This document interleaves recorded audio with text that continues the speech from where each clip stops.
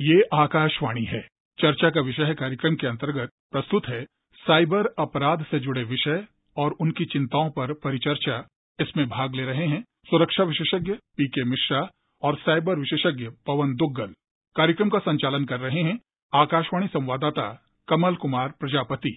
दुनिया भर में जैसे जैसे संचार के माध्यमों के डिजिटल स्वरूप ने पैर पसारे हैं, डिजिटल माध्यम से सूचना का एक व्यापक वातावरण बना है, वैसे ही कुछ चुनौतियां भी हमारे सामने आई हैं। जैसे साइबर स्पेस का, जहां एक तरफ हमें आज बहुत फायदा मिल रहा है, लेकिन सूचना और तकनीक की इस दुनिया में जो साइबर थ्रेट्स हैं, साइबर क्राइम है, ऐसी गंभीर चुनौतियां, ऐसे गंभीर मसले भी हमारे सामने प्रस्तुत हुए हैं।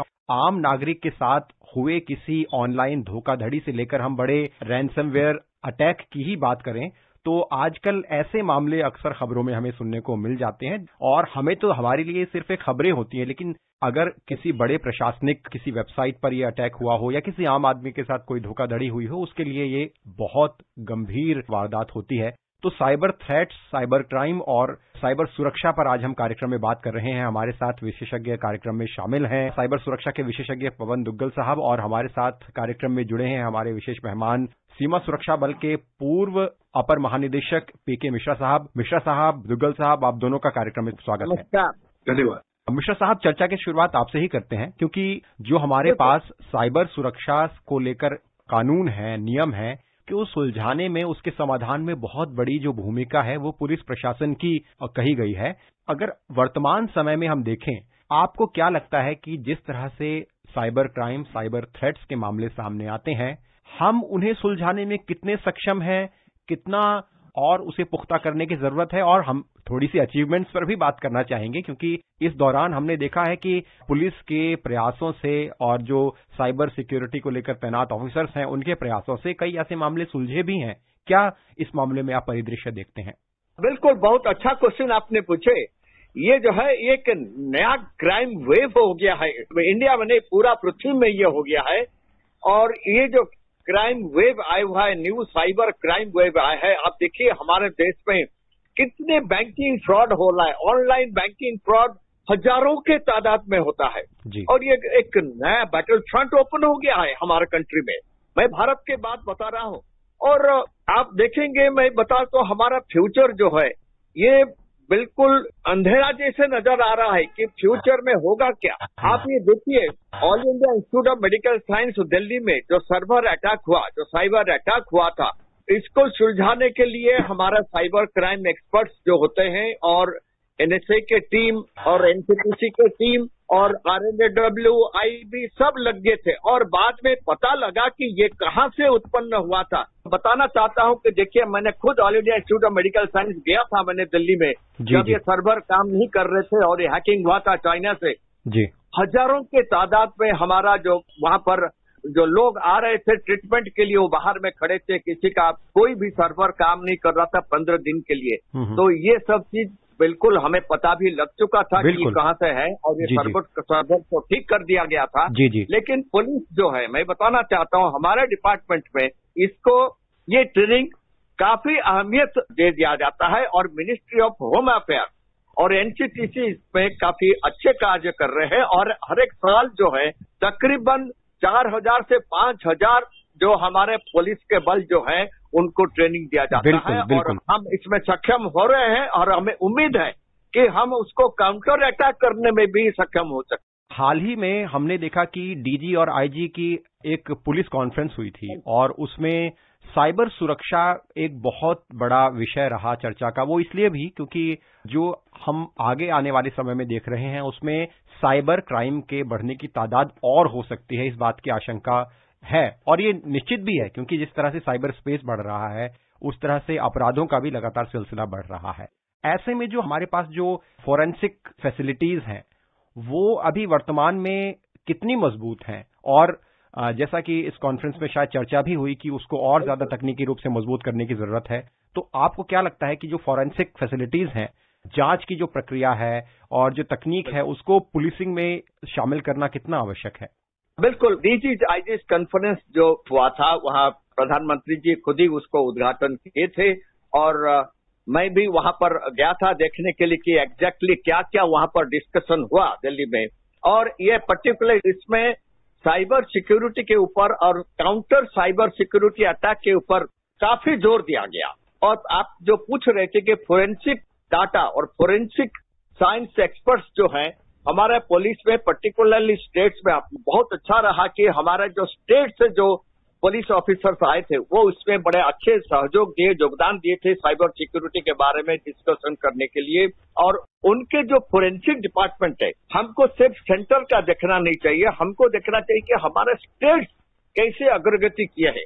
और ये बहुत अच्छा रहा मेरे को देखने के उड़ीसा जैसे स्टेट है और केरल जैसे स्टेट है, कर्नाटक जैसे स्टेट है और महाराष्ट्र भी, इन्होंने काफी एडवांस कर चुके हैं ये फोरेंसिक साइंस में। और इसमें पर्टिकुलरली साइबर अटैक को काउंटर करने का तरीका जो है इन्होंने बहुत अच्छी तरह सीख चुके हैं। और नेशनल साइबर क्राइम जो ट्रेनिंग सेंटर जो है, इनके जो नुमाइंदा है, हर एक स्टेट्स के जो इंचार्ज होते हैं, फोरेंसिक एक्सपर्ट होते हैं, उनके साथ तालमेल बहुत अच्छा रहता है।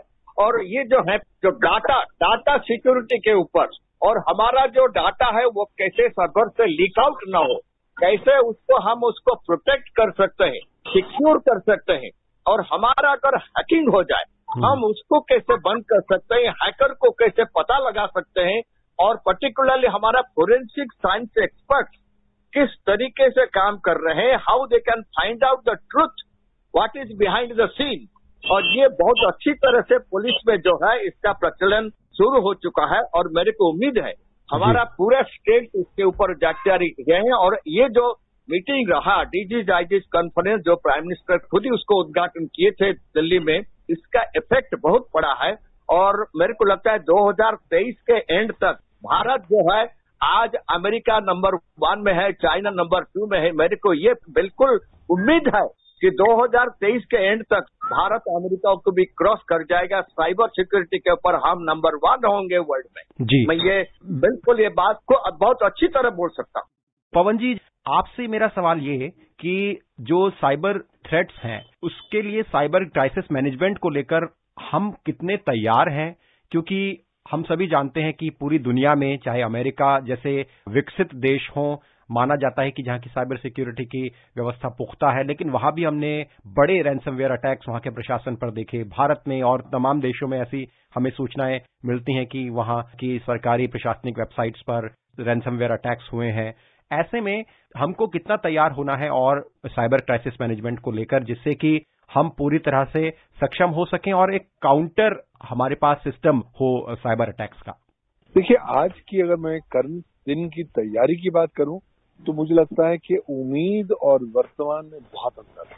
हम उम्मीद तो कर रहे हैं कि हम पूरी तरीके से तैयार हैं, लेकिन हकीकत में शायद उतनी तैयारी नजर नहीं आती।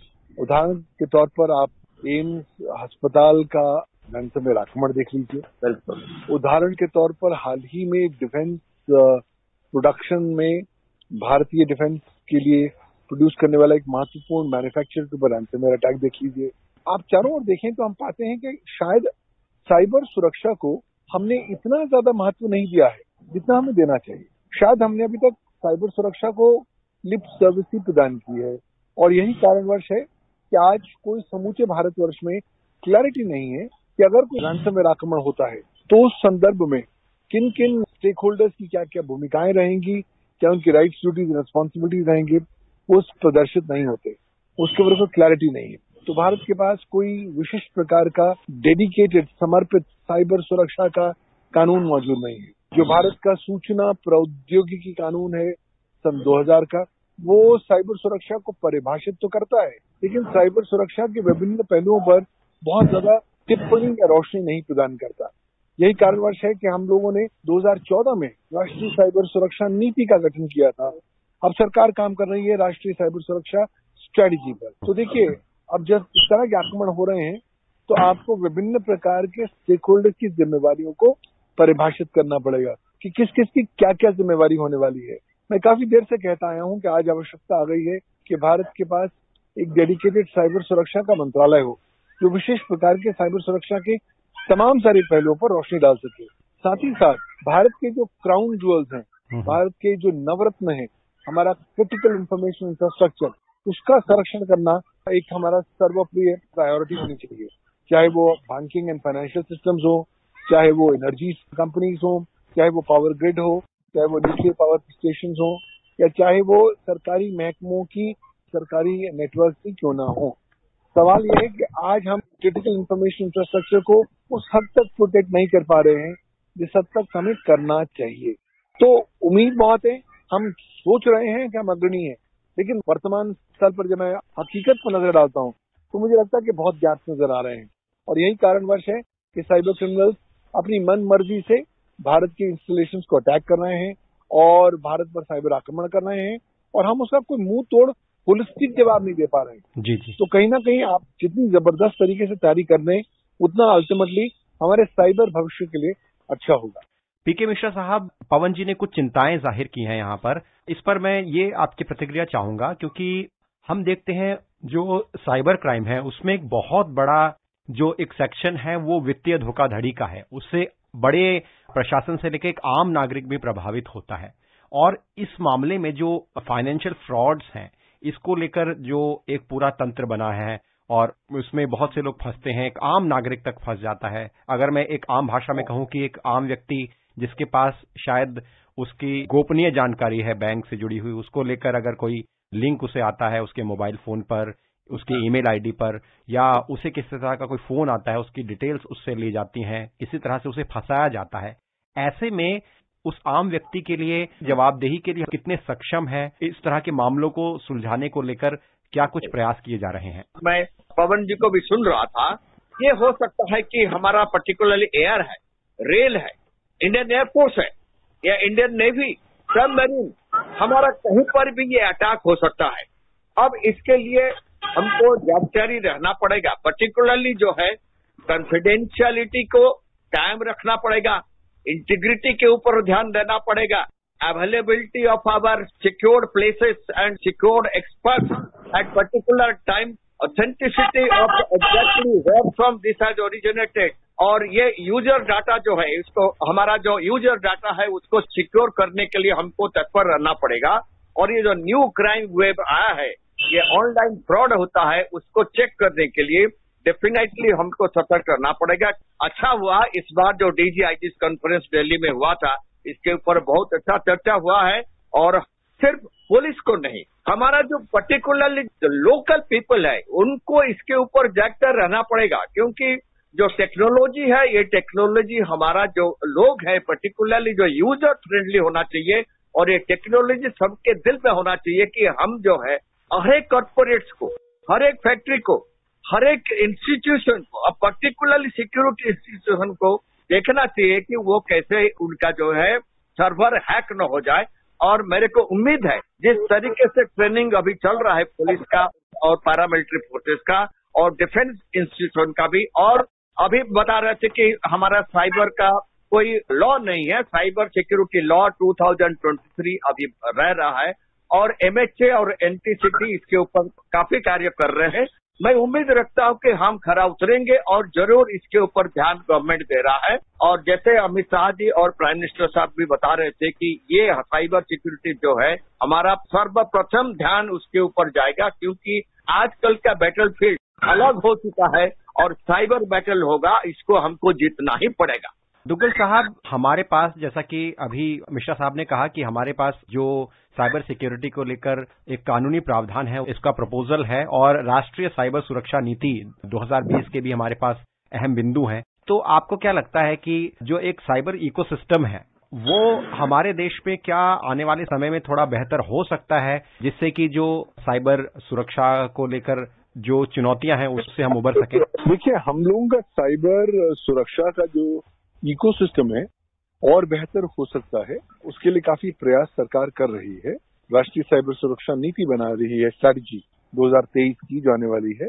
मैं बहुत देर से कहता आया हूं कि हमें ना जो और राष्ट्रों की एक्सपीरियंसेस हैं जी उनसे सीखनी पड़ेगी, क्योंकि जो वर्तमान इंफॉर्मेशन टेक्नोलॉजी एक्ट है वो साइबर सुरक्षा के तमाम सारे पहलुओं को डील करने में सक्षम नहीं है।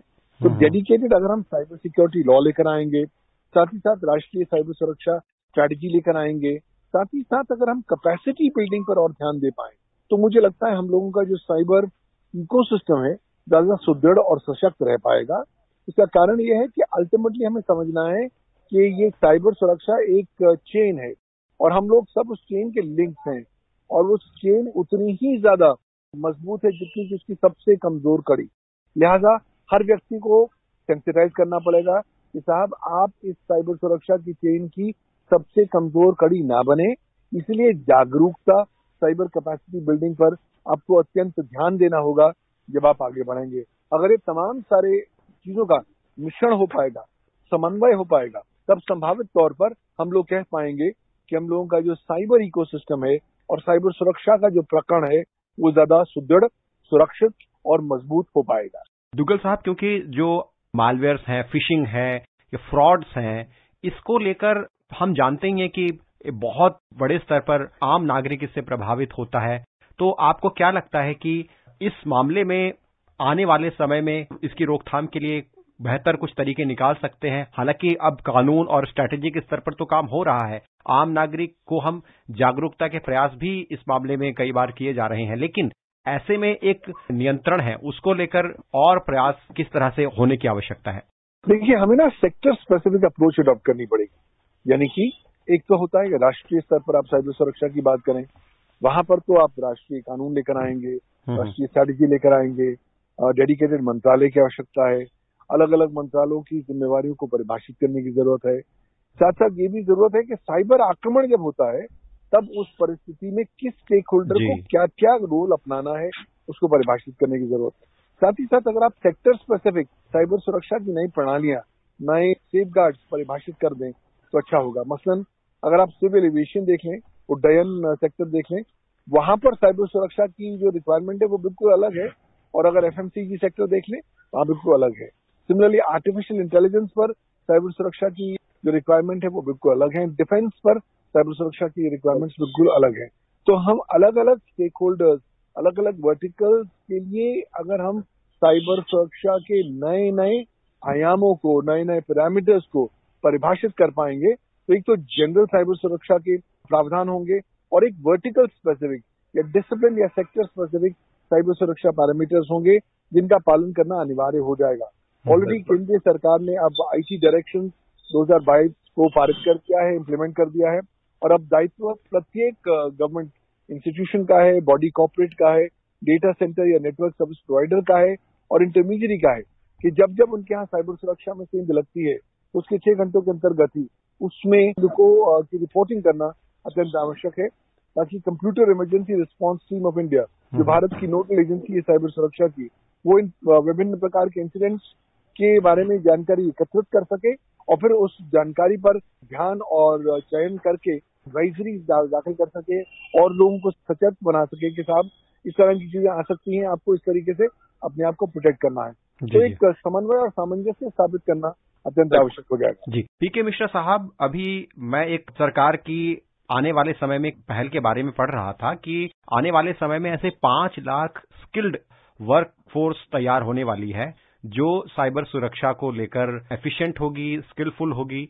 आपको क्या लगता है कि ऐसी वर्कफोर्स किस तरह से साइबर सुरक्षा में अपनी बड़ी भूमिका निभा सकती है, और खास तौर पर जो साइबर सुरक्षा में पुलिस प्रशासन है उसकी भूमिका के साथ साथ उसकी मदद के लिए ऐसी वर्कफोर्स किस तरह से काम कर सकती है? ये जो है पुलिस को पर्टिकुलरली स्टेट पुलिस में या पैरामिलिट्री फोर्स में या डिफेंस में भी हमको ये साइबर सिक्योरिटी के ऊपर काफी ध्यान अभी दे रहे हैं। मैं क्लियरली बता रहा था, जो ट्रेनिंग है डाटा सिक्योरिटी और एंड पॉइंट सिक्योरिटी के ऊपर, एप्लीकेशन सिक्योरिटी के ऊपर बहुत ध्यान देने का आवश्यक है। और इसके साथ साथ मैं ये क्लियरली बताना चाहता हूं कि ये जो हमारा साइबर, पर्टिकुलरली साइबर डिफेंस जो है, और हमको चेक करना पड़ेगा कि हमको इंटरसेप्ट करना पड़ेगा। फॉरेन साइबर अटैक जहां पर हो रहा है हमको उसको इंटरसेप्ट करने का काबिलियत होना चाहिए, जिसके ऊपर काफी ध्यान देना पड़ रहा है और उसके ऊपर पुलिस को ट्रेनिंग दिया जा रहा है। और particularly cyber program against our enemy, हमारे अगेंस्ट में काफी कंट्रीज हैं जो हमारा सर्वर को हैक करते रहते हैं। तो ये जो है इसको हमको चेक करना पड़ेगा और क्रिप्टोग्राफी और साइबर सिक्योरिटी के ऊपर डेफिनेटली हमको ध्यान देना पड़ेगा। और अगर इसके ऊपर महत्व हम नहीं देंगे, जैसा अभी बता रहे थे, हमारा न्यू मिनिस्ट्री जो है साइबर लॉ के ऊपर न्यू मिनिस्ट्री बनना चाहिए। जरूर वो बनेगा, लेकिन फिलहाल जो एमएचए के अंडर में एनटीसीटी है उसके अंडर में इसमें हमारा स्टेट पुलिस फोर्सेस बहुत अच्छे काम कर रहे हैं और हमको साइबर सिक्योरिटी को प्रायोरिटी देना पड़ेगा। आजकल का जमाने में जो है सिर्फ आपको डिफेंस में नहीं, होल कंट्री चलता है साइबर सिक्योरिटी के ऊपर। आपका पूरे देश चलेगा साइबर सिक्योरिटी के ऊपर। अदरवाइज अगर साइबर सिक्योरिटी ब्रेक हो गया, कंट्री भी बंद हो सकता है। क्योंकि हमारा एक बार हुआ था यूएस में जो है इलेक्ट्रिसिटी का साइबर अटैक हुआ था, जब वहां पर इलेक्ट्रिसिटी बंद हो गया था। ये चीज ऑलरेडी श्रीलंका भी हो चुका है। सिविल एयरलाइंस में भी हो सकता है कि all aeroplanes can come to a stop. उसके ऊपर भी हमको ध्यान देना पड़ेगा और इसके ऊपर जरूर नया मिनिस्ट्री तो बनेगा ही बनेगा, लेकिन अभी जो है इसके ऊपर प्रावधान बहुत दिया जा रहा है। निश्चित रूप से पवन दुग्गल साहब, क्योंकि हम सभी जानते हैं कि जो साइबर सुरक्षा है उसमें जो क्रिटिकल इंफ्रास्ट्रक्चर है उसको लेकर बड़े खतरे सामने आते रहे हैं और ऐसे में सरकार ने शुरू करने की प्रक्रिया बनाई है अपनी साइबर सिक्योरिटी स्ट्रेटेजी के अंदर कि जितनी भी वेबसाइट्स हैं उनका ऑडिट हो साइबर सिक्योरिटी के लिहाज से। और जो मॉक ड्रिल्स जैसे जो प्रयास हैं जिसमें कि हम साइबर सिक्योरिटी को लेकर समय समय पर मॉक ड्रिल्स करते हैं, ये कितने अहम हो जाते हैं जिससे कि हम पहले ही तैयार रहें किसी भी खतरे के लिए। देखिए, साइबर सुरक्षा के मॉक ड्रिल्स बहुत ज्यादा जरूरी है। क्यों? क्योंकि आपको अब समझना होगा कि साइबर सिक्योरिटी एक नेशनल इमरजेंसी के तौर पर आ गई। आज कोई भी व्यक्ति कह नहीं सकता कि साहब मैं कुछ भी कर लूं, मुझे साइबर सुरक्षा की कोई परवाह नहीं। देखिए, हर अपने जीवन के पहलू की एक्टिविटी साइबर सुरक्षा के साथ जुड़ी हुई है। आपकी कम्युनिकेशन, आपकी दूरसंचार, आपका उड्डयन रिलेटेड फंक्शन, आपकी बैंकिंग नेटवर्क, आपकी पर्सनल रिलेशनशिप्स, सोशल मीडिया, हर चीज में आज साइबर सुरक्षा घुसा हुआ है। तो इसलिए आपको अब इस तरह के मॉक ड्रिल्स करने जरूरी होने पड़ेंगे। मसलन जिस तरीके से अब मॉक फायर ड्रिल्स होते हैं, ठीक उस तरीके से साइबर सुरक्षा के ड्रिल्स होने चाहिए कि साहब आपको पता होना चाहिए कि चलिए अगर आज साइबर आक्रमण होता है तो इस स्टेक होल्डर को क्या करना है। चलिए हम मॉक तैयार तो रहिए, क्योंकि जिस वक्त आक्रमण होगा तब आपको कोई एडवांस नोटिस नहीं मिलेगा, और जब एडवांस नोटिस नहीं मिलेगा तो शायद आपका जो रिस्पांस मैकेनिज्म है उतना बेहतर नहीं होगा अगर आप तैयार ना हुए। और ये जो साइबर मॉक ड्रिल्स हैं ये तैयारी में एक अत्यंत महत्वपूर्ण भूमिका निभाएंगे।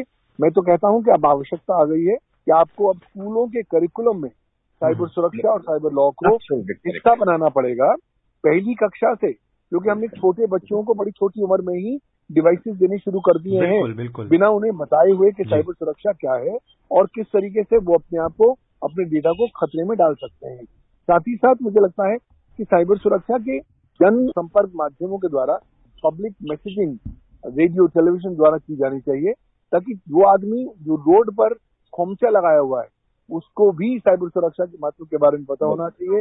हर जो शिक्षित व्यक्ति है जो कंप्यूटर या मोबाइल इस्तेमाल कर रहा है वो साइबर सुरक्षा में अपने आप को एक सेनानी के स्वरूप में समझे, ताकि वो अपना छोटा ही क्यों ना हो लेकिन महत्वपूर्ण योगदान दे सके साइबर सुरक्षा को और प्रबल रूप से सुरक्षित करने में। और मिश्रा साहब, हम देखें भी तो जो साइबर क्राइम को लेकर जो टारगेटेड एक ग्रुप होता है वो वही होता है जो शायद जागरूक नहीं होता है। जो पिछड़े इलाकों में लोग रहते हैं, दूर दराज के इलाकों में लोग रहते हैं, वो जरूर तकनीकी से जुड़े हुए हैं और जो वित्तीय लेन देन है वो तकनीकी के माध्यम से करते हैं, लेकिन शायद साइबर सुरक्षा, साइबर क्राइम जैसे शब्दों से वो अनभिज्ञ हैं और इसका ही फायदा उठाकर ऐसे जो समूह हैं वो उनके सूचनाओं को लेकर इस तरह के साइबर क्राइम को अमल में लाते हैं। तो आपसे यही समझना चाहेंगे कि जागरूकता का अभियान कितना जरूरी है तेजी से फैलना, जिससे कि हम जल्द ही इस अपराध को एक अपराध की श्रेणी में भी हम समझें, क्योंकि शायद हम लोग इसे धोखा मानते हैं लेकिन धोखे के अलावा ये एक अपराध शब्द के रूप में तब्दील हो जाए। इसके लिए हम सभी की जागरूकता कितनी आवश्यक है? बहुत ये जागरूकता आप सही बता रहे थे कि हमारे भारत के इंटीरियर एरियाज में, गांव-गांव में ये चीज बहुत जरूरी है, क्योंकि आजकल जो है हमारा जो भी कम्युनिकेशन सिस्टम है पूरे गांव को कनेक्ट कर रहा है। हमारा ब्लॉक्स हो, हमारा पुलिस स्टेशन हो, इंटीरियर में सब जगह कम्युनिकेशन बहुत अच्छा है, लेकिन ये जो ऑनलाइन फ्रॉड चल रहा है, ऑनलाइन फ्रॉड आजकल बहुत ज्यादा हो गया है और इसमें हमारे जो गांव के लोग हैं, जो इंटीरियर एरिया में लोग जो हैं, इंडिविजुअल्स हैं, और वो बिल्कुल सफर कर रहे हैं और ये पब्लिक इंफ्रास्ट्रक्चर का भी बहुत नुकसान होता है। और हमको जो है, हमको एक कल्चर बनाना पड़ेगा साइबर प्रिपेयर्डनेस के लिए, और ये जो है हमको प्रोटेक्ट करना पड़ेगा। हमारा जो इंटरनेट कनेक्शन है, जो वैसे गांव में हमको जो बता रहे थे पवन जी, ठीक है, हमको टीवी के माध्यम से और सोशल मीडिया के माध्यम से हमको बताना पड़ेगा कि हमारा जो इंटरनेट कनेक्शन हमारा गांव में है, ये सिस्टम को हमको सिक्योर करना पड़ेगा। हमारा जो हार्डवेयर है, सॉफ्टवेयर है, डाटा है, इसको कैसे साइबर थ्रेट से बचाना है। बॉम्बे में, दिल्ली में, भुवनेश्वर में ये सब चीज यहाँ तो हो ही जाता है, लेकिन आप सही बता रहे थे कि भारत के कोने कोने में, इंटीरियर एरियाज में इनको सशक्त बना पड़ेगा और इनको बताना पड़ेगा कि साइबर थ्रेट होता क्या है, ये होने से उनको नुकसान क्या होगा। और ये चीज ऑलरेडी उनके दिमाग में आ चुका है। सभी लोग जो है इसके साइबर अटैक से सफर कर रहे हैं। मैं बताना चाहता हूं कि हमारा इंटीरियर एरियाज में जो लोग हैं उनको सिखाना पड़ेगा और वहीं पर ट्रेनिंग का जरूरत पड़ेगा, जहां पर हमारे जो ट्रेन्ड इंस्ट्रक्टर्स हैं उनको वहां पर भेजना बहुत जरूरी है। पवन जी, आखिर में आपकी भी मैं टिप्पणी अवेयरनेस पर चाहूंगा, क्योंकि सरकार अवेयरनेस पर भी बहुत फोकस कर रही है। हालांकि आपने बड़े महत्वपूर्ण बिंदु इस मामले में जरूर रखे हैं। एक आम नागरिक के लिहाज से जागरूकता कितनी आवश्यक है? मुझे लगता है आम नागरिक के दृष्टिकोण से जागरूकता अत्यंत महत्वपूर्ण है। हम लोग कोविड-19 के बाद अब इस प्रकार के इलेक्ट्रॉनिक माध्यम पर डिपेंडेंट हो गए हैं और हम अब तमाम सारे अपने डेटा को इलेक्ट्रॉनिक इकोसिस्टम में रखते हैं, क्लाउड में रखते हैं, अपने अकाउंटों में रखते हैं, डिवाइसेज में रखते हैं। तो इस संदर्भ में अगर हम अपनी साइबर हाइजीन पर ध्यान नहीं देंगे तो संभावित तौर पर हम लोगों के डिवाइसेस सुरक्षित रहेंगी, हमारा डेटा सुरक्षित रहेगा, इनमें सेंध लगाई जा सकती है और सबसे महत्वपूर्ण बात, इन डेटा में सेंध लगाने के साथ साथ कहीं ना कहीं भारत की प्रभुता, अखंडता और सुरक्षा को नकारात्मक रूप से प्रभावित करने का प्रयास भी किया जा सकता है। आम आदमी को समझना होगा कि हम सबको कंट्रीब्यूशन देना है। देखिए, बूंद बूंद से घड़ा भरता है। हर व्यक्ति को अपनी अपनी बूंद घड़े में डालनी होगी और वो बूंद होगी उसके योगदान की। अगर वो अपने डिवाइसेस को, अपने डेटा को सुरक्षित रख सके, साइबर सुरक्षा को जीवन जीने की शैली के स्वरूप में अपना सके, लोगों को ज्यादा अपने आसपास जागरूक कर सके, साइबर सुरक्षा के संदर्भ में साइबर हाइजीन को अपना सके और साथ ही साथ मान के चले कि उस पर आक्रमण होगा, इसलिए वो बैकअप्स अपने तुरंत संभाल के रखे और साइबर रेजिलियंस को जिंदगी का हिस्सा बनाए, तो काफी हद तक एक इंडिविजुअल भी इस पूरे इकोसिस्टम को सशक्त कराने में अपना योगदान दे सकता है। और हम सब साथ मिलेंगे, हाथ से हाथ जोड़ेंगे, तो मुझे लगता है कि हम भारतीय जो साइबर इकोसिस्टम है उसको और ज्यादा सुदृढ़ और सुरक्षित बना पाएंगे। पीके मिश्रा साहब, पवन दुग्गल साहब, आप दोनों का बहुत बहुत धन्यवाद। आप इस परिचर्चा में शामिल हुए और साइबर अपराध, साइबर सुरक्षा से जुड़े जो बड़े महत्वपूर्ण आयाम हैं, बिंदु हैं, उन पर विस्तार से हमारे श्रोताओं को जानकारियां दी, चर्चा की। बहुत बहुत धन्यवाद। नमस्कार। नमस्कार। अभी आप सुन रहे थे साइबर अपराध से जुड़े विषय और उनकी चिंताओं पर परिचर्चा। इसमें भाग ले रहे थे सुरक्षा विशेषज्ञ पीके मिश्रा और साइबर विशेषज्ञ पवन दुग्गल। कार्यक्रम का संचालन कर रहे थे आकाशवाणी संवाददाता कमल कुमार प्रजापति। ये कार्यक्रम आकाशवाणी के समाचार सेवा प्रभाग द्वारा प्रस्तुत किया गया। इसे आप हमारे mobile app news on AIR और YouTube channel news on AIR official पर भी सुन सकते हैं। इस कार्यक्रम के संबंध में अपनी प्रतिक्रिया आप हमें ईमेल कर सकते हैं। पता है airnsdtalks@gmail.com। ये कार्यक्रम फिर से सुनने के लिए लॉग ऑन करें हमारी वेबसाइट newsonair.gov.in।